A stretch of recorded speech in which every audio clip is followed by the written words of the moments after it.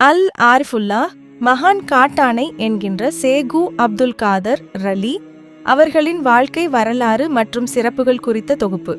இதோ மகானின் தர்பார் அமைந்துள்ள இடம் தெற்கு தெரு, வேதாளை, இராமநாதபுரம் மாவட்டம். 4 இறை நேச செல்வர்கள் இங்கு அடங்கியுள்ளார்கள். 1 சேகு அப்துல் காதர் ரலி என்கின்ற காட்டானை. 2 சேகு ஜமாலுதீன் ரலி, இவர்கள் காட்டானை மகானின் தந்தை. 3வது சேகு சுல்தான் அம்மா ரலி, மகானின் தாயார்.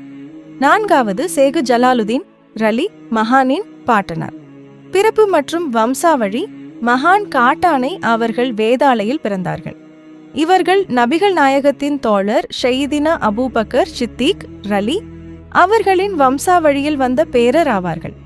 இவர்களுடைய தந்தை ஷேகு ஜமாலுதீன் ரலி ஷேக் ஜலாலுதீன் என்றும் குறிப்பிடப்படுகிறார்.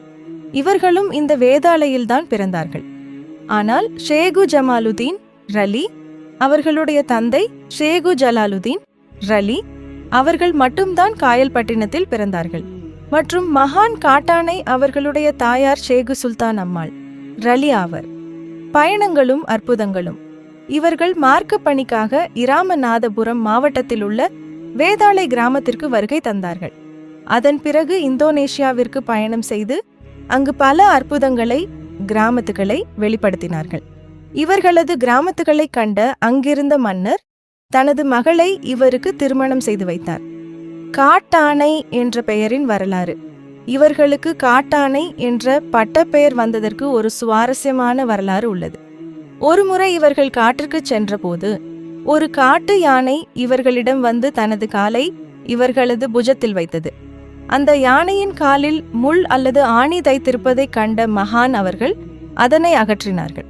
அப்போது மகானின் மேனியில் படிந்த இரத்தத்தை கண்ட அந்த யானை அவர்களை தூக்கி கொண்டு சென்று ஒரு குளத்தில் தூய்மைப்படுத்தி பந்தயச்சை என்னும் ஊரில் கொண்டு சேர்த்தது.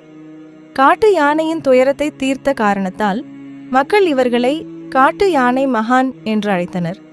அதுவே பின்னாளில் மருவி காட்டானை என்று அழைக்கப்படுகிறது. வேதாளையில் அடக்கம் மற்றும் கந்தூரி. இந்தோனேஷியாவிலிருந்து மீண்டும் தனது குடும்பத்தோடு வேதாளைக்கு திரும்பிய இவர்கள் அங்கேயே காலமானார்கள்.